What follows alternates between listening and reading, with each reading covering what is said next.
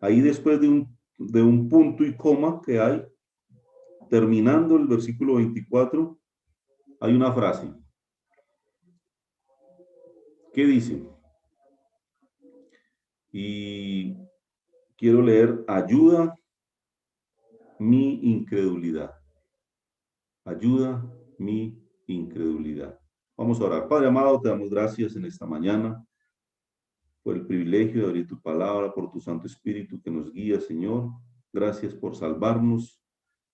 Quiero rogar, Señor, que seas hablando a través de tu Santo Espíritu, que uses a tu siervo y a cada uno de los oyentes para que tu palabra sea eficaz en nuestras vidas. También, aún el medio, la comunicación que estamos usando para que proveas la claridad y que tu palabra llegue clara a cada uno de los corazones. Te damos gracias y te lo rogamos en el nombre de Cristo Jesús. Amén, Señor. Bien, ¿cómo ven esa petición, hermanos? No sé, Fercho, si hay la opción de que algunos puedan activar el micrófono, al menos los que tengo por aquí en pantalla, Fernando, hermano Carlos Castaño, no sé, Pachito, para que puedan de pronto contestar, pero ¿cómo ven la petición? Normalmente hay muchos tipos de petición, ¿no? Algún día los discípulos le dijeron al Señor, enséñanos a orar, ¿cierto? Una bonita petición. Un hombre muy relevante en la historia dijo, dame sabiduría, ¿verdad? Y quiero pensar en una petición como esta. Una petición como esta será que me afecta a mí. Pregunta para que nos contestemos al menos internamente. ¿Creemos que Dios dice la verdad en la Biblia? ¿Realmente lo creemos? ¿Creemos que el Señor nos puede sanar, que nos puede cuidar, que nos puede ayudar? ¿Creemos que el Señor realmente nos puede santificar cuando estamos luchando con un vicio, con un pecado? ¿Creemos que el Señor nos puede proteger de una enfermedad, de un virus? ¿Creemos que el Señor vendrá en cualquier momento por la iglesia? Hermanos, quiero que se pregunten esto muy seriamente. ¿Creemos eso? ¿Que el Señor ahora mismo, en este instante, puede venir por su iglesia? ¿Estamos en Amén. esa espera? Amén, ¿cierto? Y ojalá lo estemos creyendo, porque yo sé que a veces tenemos dudas, hermanos.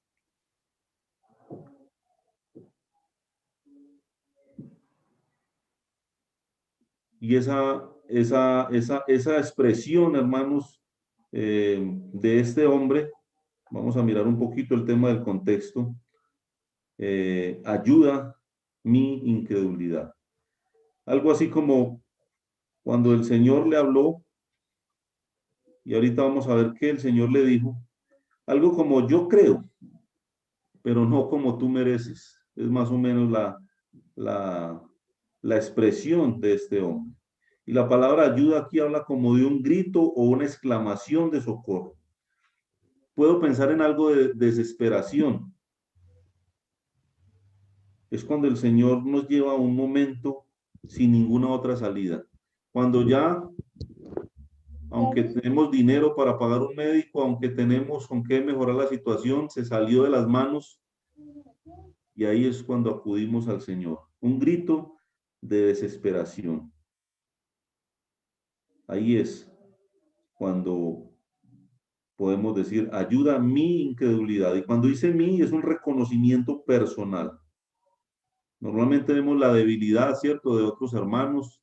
Normalmente pensamos que el estudio era para el hermano que no vino, pero este hombre está pensando en su propia debilidad, en su propia incredulidad. Ayuda mi incredulidad. Y la palabra incredulidad, pues hombre, es falta de fe, va ligado a la infidelidad propia, ¿no? Versículo 19, hermanos, podemos leer de ahí mismo de Marcos 9. Y respondiendo él les dijo, oh generación incrédula. Y ahí hay unos signos de exclamación. Se nota la energía con la que el Señor les está hablando ahí. Pero hace una pregunta. ¿Hasta cuándo he de estar con vosotros? ¿Hasta cuándo os he de soportar? Interesante, ¿no? Oh generación incrédula. Así llamaba el Señor a esa generación. ¿Cómo será la de hoy? ¿Hasta cuándo he de estar con vosotros? ¿Y hasta cuándo os he de soportar? Qué preguntas tan tremendas, ¿no? Dice, traédmelo. Y se lo trajeron, y cuando el espíritu vio a Jesús, sacudió con violencia al muchacho, quien cayendo en tierra se revolcaba echando espumarajos. Jesús preguntó al padre, ¿cuánto tiempo hace que le sucede esto? Y le dijo, desde niño, y muchas veces le echan el fuego y en el agua para matarle. Pero si puedes hacer algo, ten misericordia de nosotros y ayúdanos. Pero si puedes hacer algo. Hermanos, veo ahí una manera, como una cierta duda, ¿no? Tenemos que ser conscientes que cuando le pedimos cosas al Señor, a veces no estamos 100% convencidos de que el Señor lo puede hacer. Estamos dudando de que Él pueda respondernos a una petición. Y este hombre estaba diciendo, si puedes hacer algo, ten misericordia de nosotros y ayúdanos. Si puedes. Entonces, tal vez así somos nosotros. Estamos mintiendo cuando le decimos al Señor, yo sé que tú puedes, Señor. Estamos dudando. Versículo 23. El Señor muestra una condición especial cuando nosotros vamos a pedirle algo. ¿Qué debe de haber? Y el Señor le dijo, si puedes creer, al que cree, todo le es posible. Si puedes creer.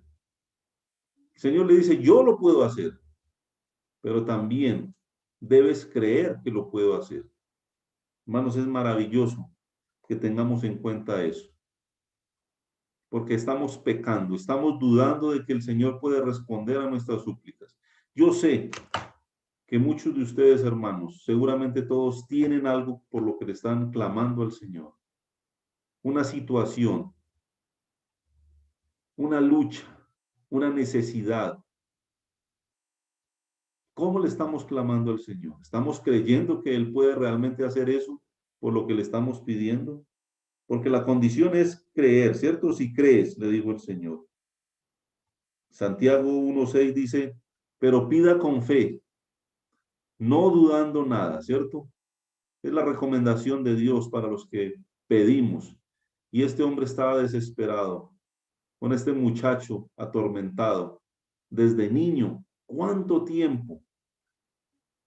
Y estaba justo ahí, al frente del que podía hacer algo por él.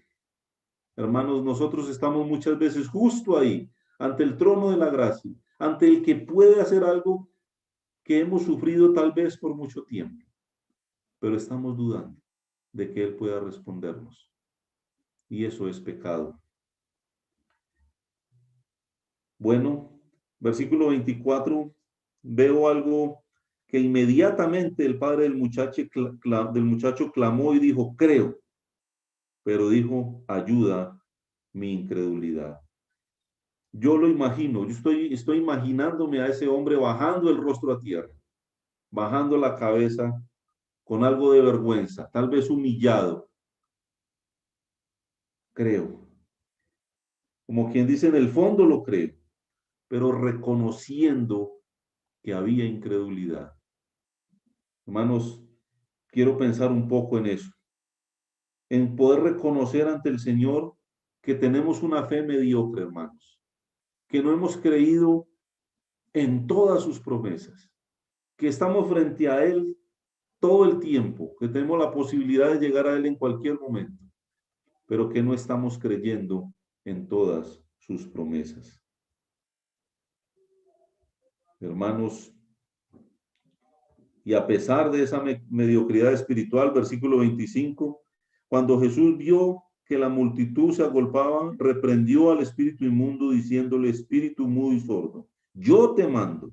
Y aquí veo el que tiene la autoridad para lograrlo, el único que puede hacerlo, hermanos, el único que puede contestar a cualquiera de nuestras oraciones. Yo te mando. Soberanía total sobre todos los asuntos. ¿A quién iremos, cierto? Dijo el apóstol. Y este era el único que podía lograrlo. Más adelante, los mismos apóstoles dijeron, nosotros no pudimos lograrlo, pero el Señor sí podía lograrlo. Yo te mando. Entonces podemos ver esa autoridad. Sal de él y no entres más en él. Y aquí veo algo que es figura. Bueno, primero la misericordia de Dios, aún ante nuestra debilidad, aún aunque nuestra fe es débil, aún aunque somos mediocres para llegar a Él, uno de sus atributos es que Él es misericordioso y lo sanó. Pero veo un tipo de la salvación ahí, cuando dice no entres más en Él. El Señor da una sanación total y completa y definitiva. Así es, cuando una persona se humilla ante Cristo y le dice, reconozco que soy débil, reconozco que soy pecador, cuando Cristo le sana, cuando Cristo le salva eternamente, eso es para siempre. No entres más en él. Ningún espíritu maligno puede poseer a un hijo de Dios. Bueno, ¿a quiénes puede afectar la incredulidad, hermanos? A veces pensamos a los hermanos más simples, a los que tal vez no conversan mucho. Seguramente sí, pero puede también afectar, hermanos, aún a los que estamos en el liderazgo, a los que enseñamos, a los más viejos, a los que han visto muchas veces la mano de Dios actuar. Quiero que meditemos un poquito en eso, hermanos, porque tal vez estamos pensando, no, yo soy una persona de fe. Yo le creo al Señor. Yo leo la palabra y creo todo lo que Él dice a través de la palabra. Pero vamos a ver que no es así. No necesariamente podemos estar librados de la incredulidad. Mateo 16:5, hermanos.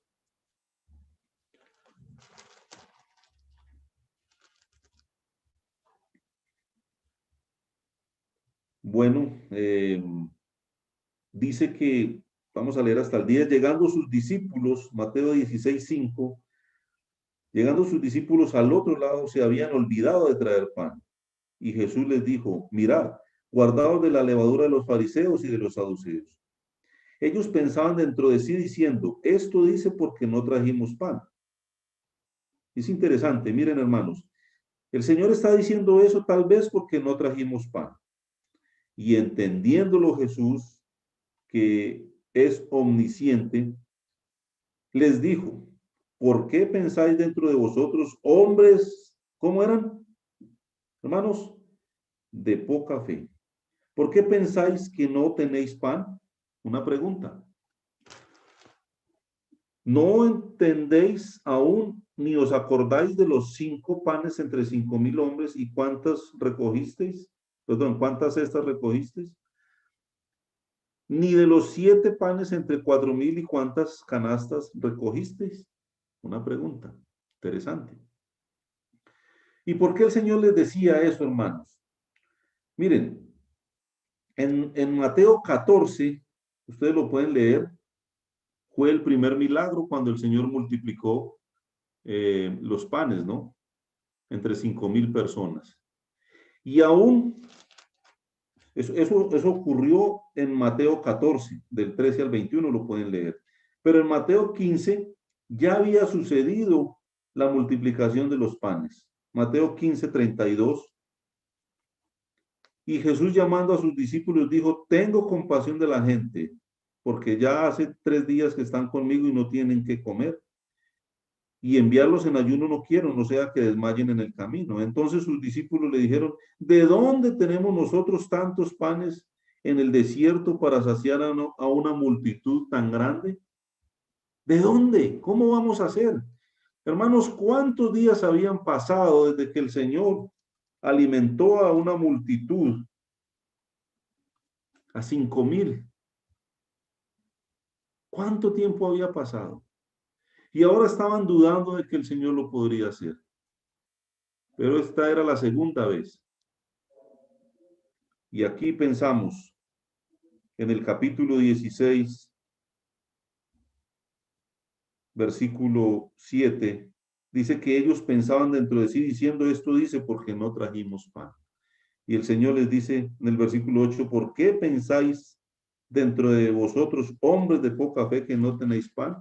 Y les dice, ¿no se acuerdan que hace que multiplicamos el pan en 2 ocasiones para alimentar en días diferentes multitud de personas? Y esto nos habla de que son 2 milagros diferentes, ¿no? Para tener en cuenta eso. Hombres de poca fe. Y fuera de eso habían visto otros milagros. Habían visto sin duda la mano de Dios en otros aspectos. Pero estaban dudando.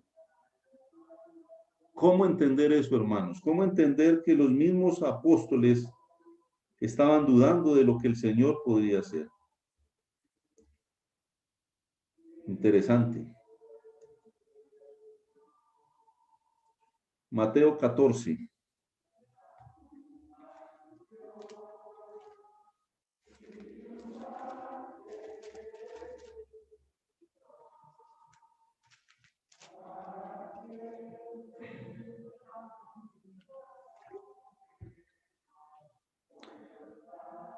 Mateo 14, 22. Conocido el pasaje, ¿no? Vamos a leerlo rápidamente. Enseguida Jesús hizo a sus discípulos entrar en la barca y ir delante de a la otra ribera. Entre tanto que él despedida a la multitud, subió al monte a orar aparte, y cuando llegó la noche estaba allí solo. Y ya la barca estaba en medio del mar, azotada por las olas, porque el viento era contrario. Y ahí podemos pensar en la situación. El mar agitado, el Señor se había quedado en otro lugar para orar, y ellos estaban desesperados. Recuerden que el mar tiene un significado en la escritura, ¿no? Y más habla del mundo y las olas, ¿cierto? De cómo está agitado, de cómo está turbado. Y es el mundo en el que vivimos, agitado, turbado, afanado, sin esperanza, lleno de miedo. Cualquier persona en estos momentos con la que hablamos nos deja entender que tienen miedo. No hay esperanza. Además de eso, este mundo trae cosas tremendas por las cuales las personas se suicidan, las personas no tienen esperanza. Ese es el mundo en el que vivimos, como las olas. Y a veces trata de desestabilizarnos a nosotros cuando tenemos una embarcación segura, cuando tenemos un futuro y tratamos de ser desestabilizados por el mundo. Y veo la adversidad en el versículo 24. La adversidad. Y la barca estaba en medio del mar, azotada por las olas, porque el viento era contrario, era difícil. Una adversidad. ¿Tenemos adversidades, hermanos? ¿O estamos exentos de ellas? Y hermanos, como en el caso anterior, la solución la tenemos. Versículo 25 dice que, mas a la cuarta vigilia de la noche, Jesús vino a ellos andando sobre el mar. ¡Qué maravilloso! El mar agitado, la situación difícil, y uno que camina sobre el mar. Uno que dice, yo tengo el control de la situación. El mar no me asusta, el mar me obedece. La solución solamente ahí. Versículo 26. A mí me impacta mucho esto, hermanos. Y los discípulos, viéndole andar sobre el mar, se turbaron diciendo, ¡un fantasma! y dieron voces de miedo. Yo me los imagino ahí cual mujer alborotada, ¿cierto? Corriendo por esa barca. Un fantasma. ¿Qué situación?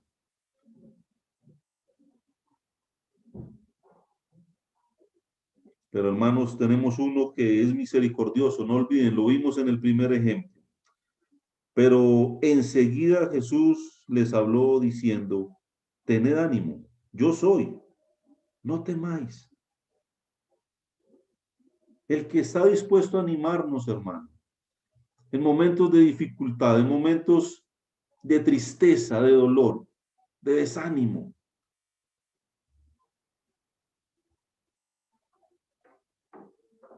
De escasez. El Señor nos dice, mire, yo puedo caminar sobre el mar, tengo el control de la situación, yo soy, tened ánimo. Palabras, hermanos, de aliento para nosotros. Y veo en el versículo del 24 al 26 una duda general. Todos estaban dudando. Todos vieron un fantasma cuando estaba la solución ahí. Pero el versículo 28, el osado de Pedro demostró su incredulidad de manera personal. Ya no todos ahí gritando, sino él solo. Versículo 28 dijo, entonces le respondió Pedro y dijo, Señor, si eres tú, manda que yo vaya a ti sobre las aguas. Hombre, una señal. Nos encanta pedir señales, ¿cierto? Si eres tú. ¿Cuál era el problema de que Jesús estuviera ahí? ¿Podía estar? Y enseguida el Señor demuestra que es posible, que nosotros aún podemos caminar sobre ese mar agitado. Y le dijo, ven. Y descendiendo Pedro de la barca, andaba sobre las aguas para ir a Jesús. Hermanos, este pasaje es maravilloso. Andaba. ¿Cuántas veces hemos confirmado que es posible manejar una situación de la mano de Dios? ¿Cuántas veces hemos visto que Dios responde maravillosamente de acuerdo a su voluntad? Y ante una situación más pequeña, dudamos. Hemos visto que el Señor hace cosas grandes, maravillosas. Y ante cosas simples, dudamos.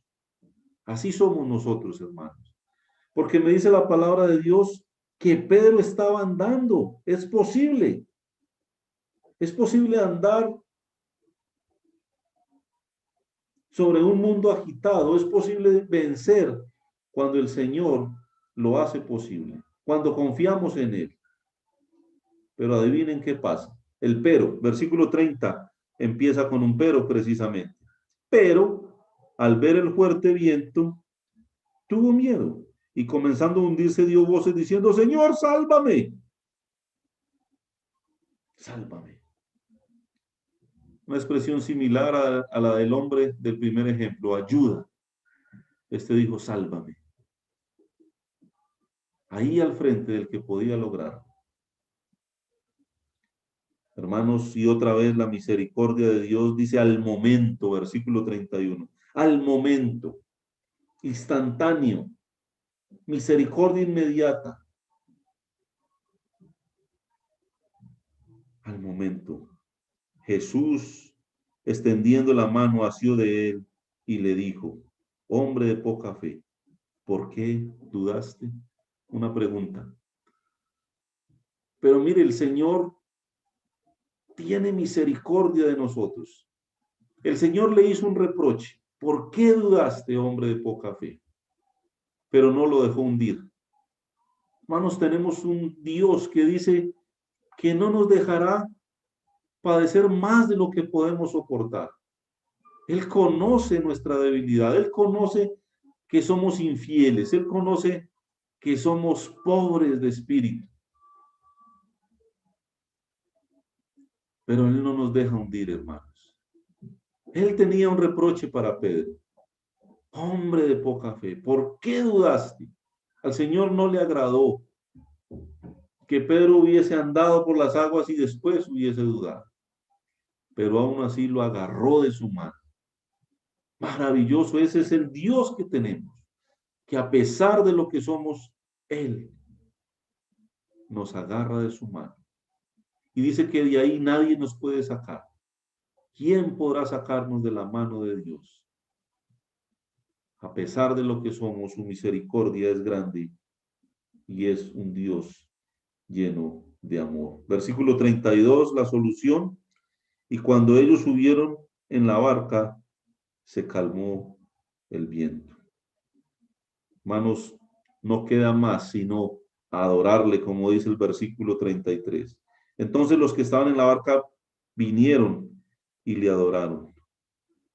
Hermanos, realmente tenemos es que reconocer nuestra pequeñez, nuestra ineficacia espiritual, nuestra falta de fe. Hermanos, tenemos un mundo conmocionado hoy por hoy. Y veo a los creyentes muertos del miedo por un virus. Y yo quiero preguntarles en esta mañana, hermanos, ¿será que Dios nos puede librar del virus? Él podrá hacerlo, hermanos. ¿Será que el Señor sí es capaz de librarnos? Amén. Creo que sí. ¿Acaso no lo ha hecho, hermanos? ¿Acaso no lo ha hecho? ¿Cuántos de los hermanos fieles han faltado por la enfermedad? Y aún si fuera así, hermanos, ¿no vamos para el cielo, hermanos? ¿Hemos creído eso? ¿Estamos conscientes de eso, hermanos? Hermanos, les invito, hermanos, a pensar que tenemos un Dios grande, poderoso, que nos puede librar de cualquier enfermedad, que nos puede ayudar en cualquier situación, en ese problema que tal vez tienes, hermano o hermana, y que tal vez no lo has contado a nadie. Mire, Dios puede librarte de eso y de mucho más, pero te invito a creerle a Él. Te invito a creerle a Él. Hay otro caso, hermanos, quiero ir a Hechos.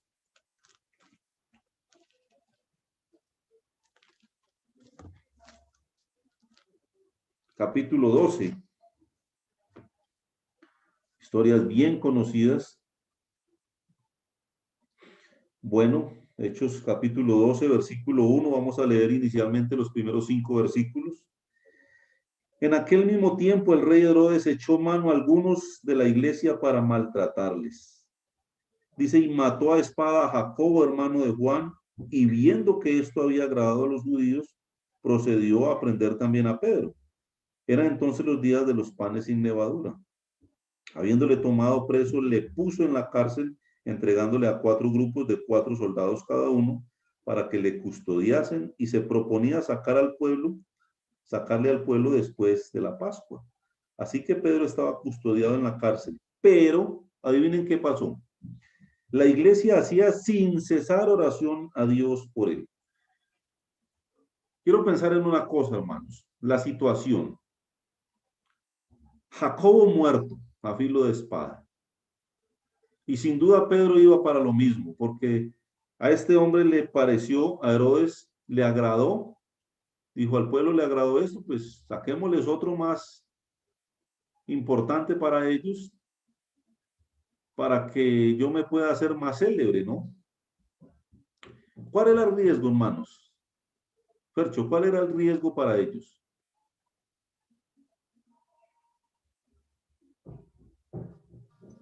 ¿El riesgo para quiénes? Para ellos en ese momento, para los discípulos. Ah, no, el riesgo estaban expuestos a muerte, Muerte. como el caso de Jacob. Muy bien. Riesgo de muerte. Hermanos, ¿por qué les digo esto? Porque cuando los apóstoles eran encarcelados, una vez el Señor milagrosamente los sacó de la cárcel y adivine qué les dijo. Párense a predicar en el templo. Y hermanos, lo estamos viviendo en nuestra asamblea. Hay hermanos que no han aparecido, lo que hace que nos estamos reuniendo físicamente, muertos del miedo. Y el Señor puede librarnos de la muerte, si quiere. Mire, a Jacobo no lo quiso librar, murió a filo de espada. Pero a Pedro sí. Y es interesante, al menos hasta ese momento, ¿no? La historia secular cuenta que Pedro también murió por la causa. Pero pasaron muchos años después de esto. Y aquí veo una iglesia orando a Dios sin cesar por Pedro. Los hermanos se reunían, la iglesia se reunía a orar por Pedro. ¿Es esto malo? No. Es bueno orar. Qué bueno. Hermanos, ustedes ya pronto se van a reunir físicamente. No es lo mismo, les insisto.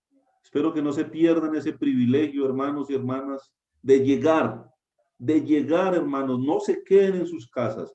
No se acostumbren al Zoom.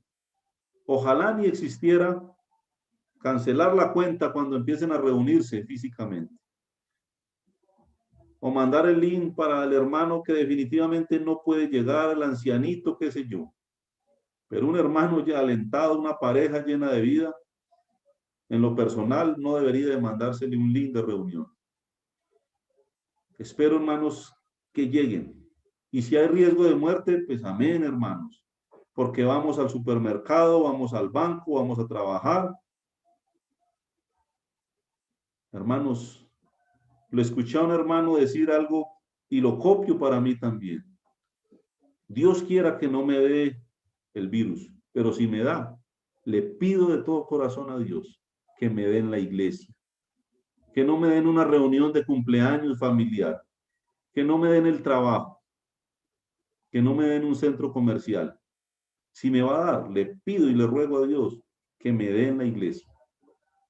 Les animo, hermanos, a tener la mentalidad de regresar para adorar juntos al Señor. Esta iglesia estaba junta, reunida orando, y una bendición. Una bendición. Bueno, orando por Pedro, ¿no? ¿Cómo oraban? Dice que sin cesar, o sea, una oración realmente importante.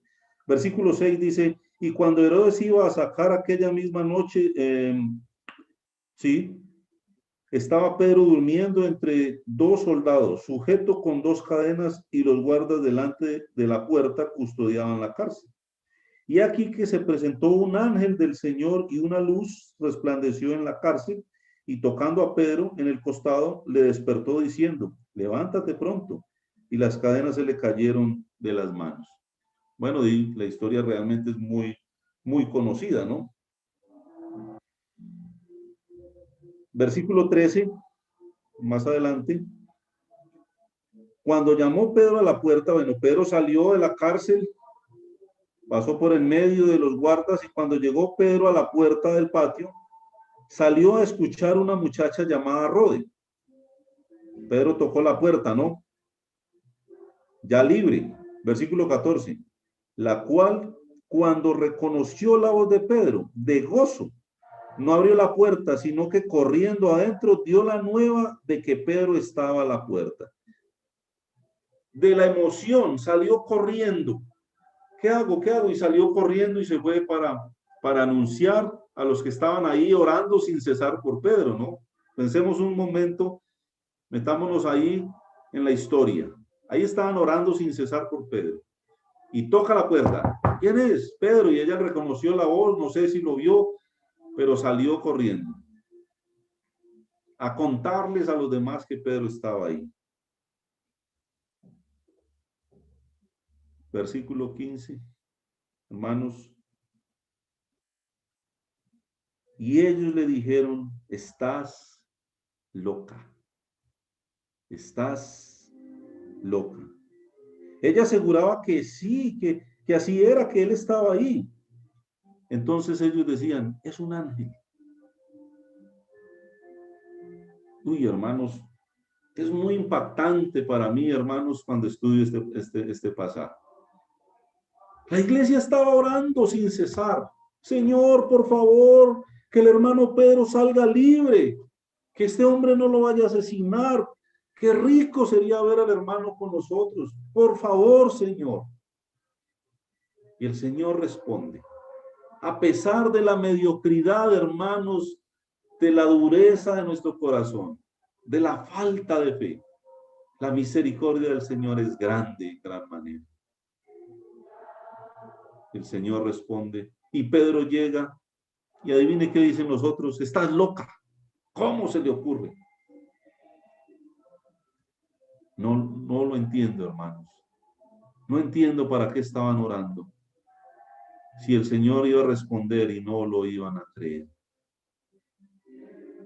Pero no son ellos, somos todos así. Oramos no creyendo que el Señor puede responder. Pero Pedro estaba ahí a la puerta. Antes habían dicho un fantasma, ¿recuerdan? Ahora dijeron un ángel. Estás loca. Versículo 16.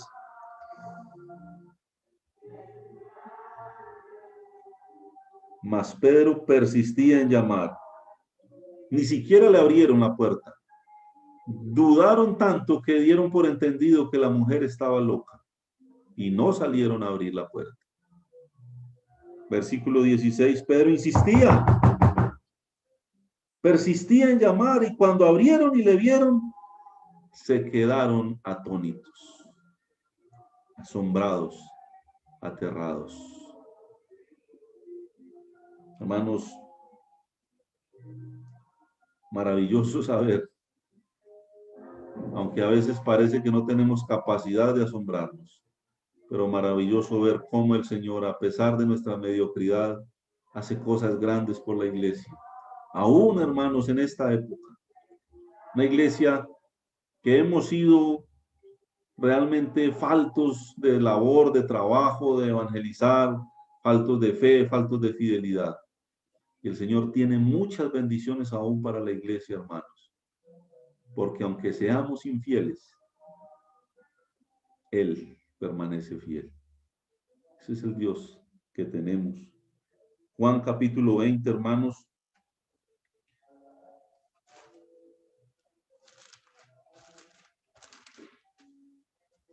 Y versículo 19 al 23, cuando llegó la noche de aquel mismo día, el primero de la semana, estando las puertas cerradas en el lugar donde los discípulos estaban reunidos, adivinen por qué. Por miedo de los judíos vino Jesús y puesto en medio les dijo, paz a vosotros.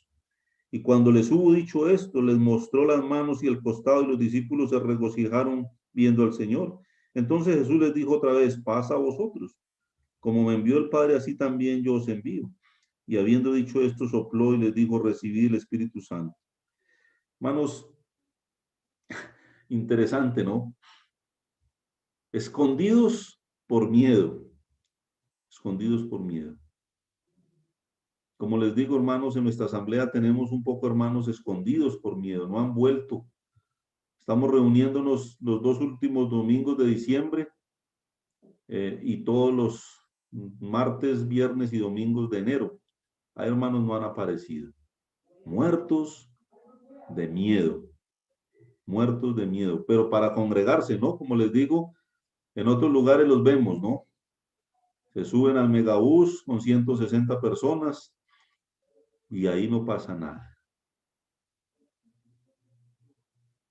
Mucha pereza, mucha zona de confort. En Zoom es mejor, ventilador aquí, paquete de chitos aquí, algunos se reúnen en chanclas, en pantaloneta, para adorar al Señor.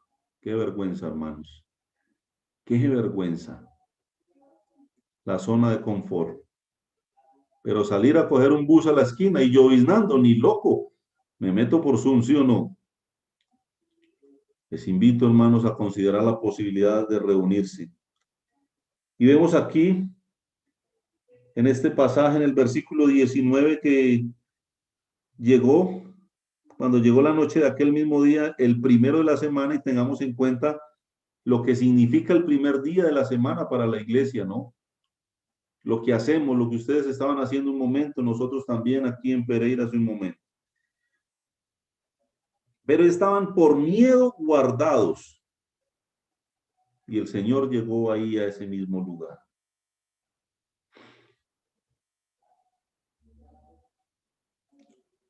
Pero había uno de esos hermanos quincenales, no estaba en el culto, no estaba reunido con ellos, no vino al culto. ¿Dónde estaría? El hermano, hay unos que son domingueros, hay unos que son quincenales. ¿Cuántas bendiciones se pierden los que no llegan a un culto, hermanos? A un culto. ¿Cuántas bendiciones se pierden? Pues Tomás no estaba ahí cuando el Señor se presentó. No estuvo. Hermanos, si yo pienso en eso, ¿dónde estaría Tomás? Cuando el Señor mismísimo resucitado de entre los muertos se le apareció a sus discípulos. ¿No creen que es un privilegio grande, hermanos? Y más para ellos que le habían visto muerto, ver a su Señor resucitado. Pero Tomás no estaba. No estuvo cuando el Jesús resucitado se presentó ante sus discípulos. Me parece triste, ¿no? ¿Dónde estaría? Tal vez montando bicicleta. Estaba cansado y durmió algo más hasta tarde, hasta mediodía. Estaría manejando taxi, atendiendo el negocio, o estaba indispuesto, o era el Día de la Madre, aquellas fechas especiales, o tal vez Tomás tenía muchas tareas de la universidad,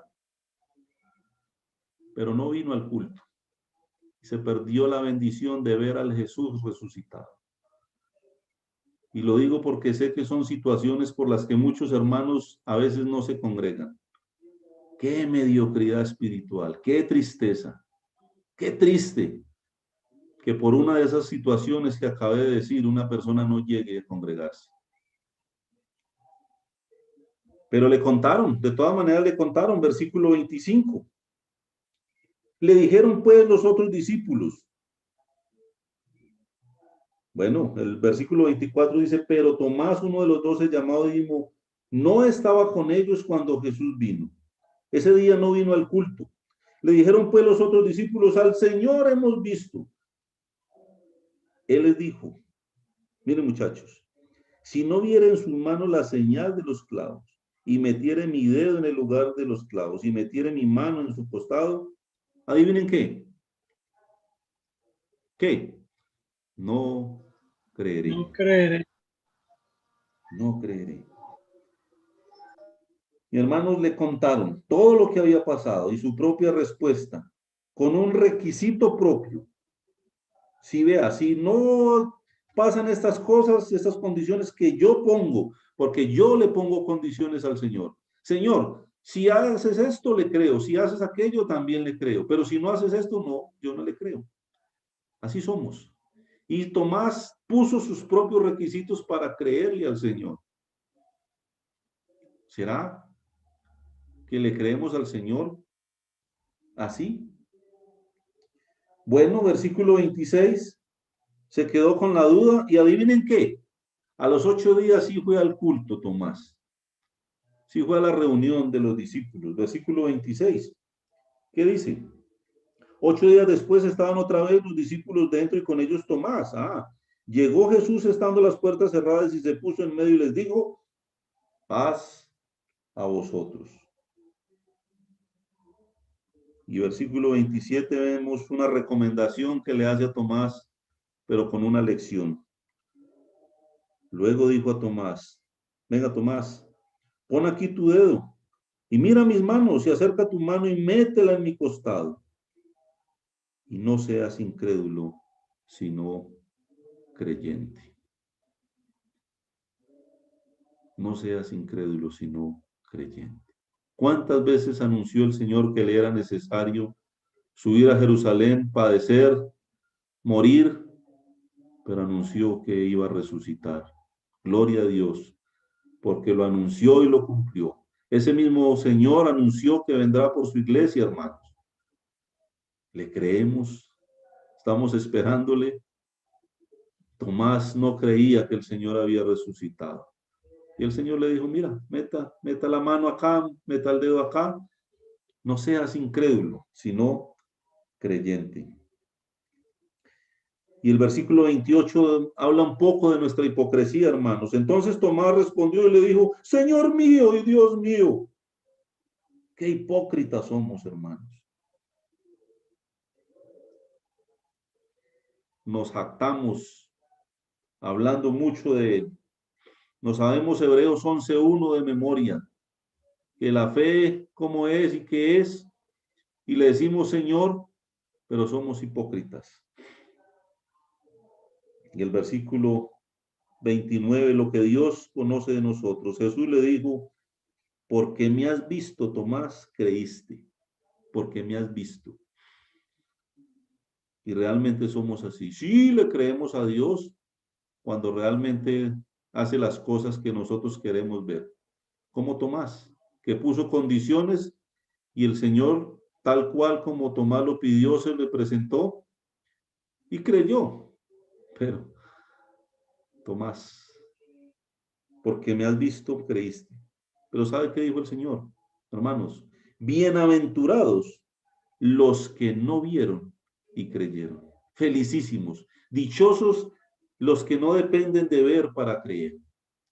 Y eso somos nosotros en cierta forma porque hemos creído en el Señor que no hemos visto, pero en muchos aspectos somos peor que Tomás.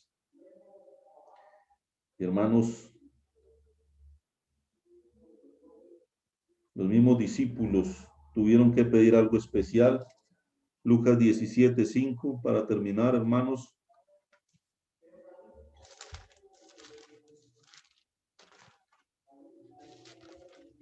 Había un hombre que tenía una cantina, un burdel, al frente de una iglesia evangélica. Y el pastor de esa iglesia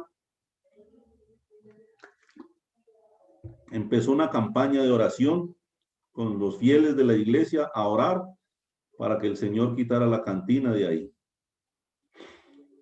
Y el dueño del burdel escuchaba cuando oraban por el tema. Y un día le quitaron la licencia al tipo para funcionar su burdel ahí. Y el hombre fue a las autoridades y puso una demanda contra el pastor, porque según él, por culpa del pastor, le habían quitado la licencia. Y ahí el juez estaba como un poquito sorprendido, pero venga, ¿cómo así? Sí, este hombre empezó a orar, yo mismo lo escuchaba y hoy me han quitado la licencia. Y el pastor ahí al frente, porque le citaron también, digo, pero ¿cómo puede comprobar usted que por mis oraciones a usted le han quitado la licencia? Eso es ridículo. Y ahí estaba el juez diciendo, pero ¿qué es esto? Tengo a un dueño de un burdel que cree que Dios escuchó las oraciones de este hombre. Y tengo a un pastor que oró a Dios y no cree que Dios escuchó sus propias oraciones. Muy parecido, ¿no? A lo que hacía la iglesia orando por Pedro, a lo que Tomás se reunía de vez en cuando, pero se reunía para adorar a uno que supuestamente había resucitado. Y somos así. Lucas 17:5. Dijeron los apóstoles al Señor, aumentanos la fe. Cortico, hermanos, cortico, aumentanos la fe. Quiero invitarles, hermanos, no soy el mayor ejemplo de fe, pero sé que Dios es grande. Y sé que por su misericordia, hermanos, ni siquiera hemos sido consumidos.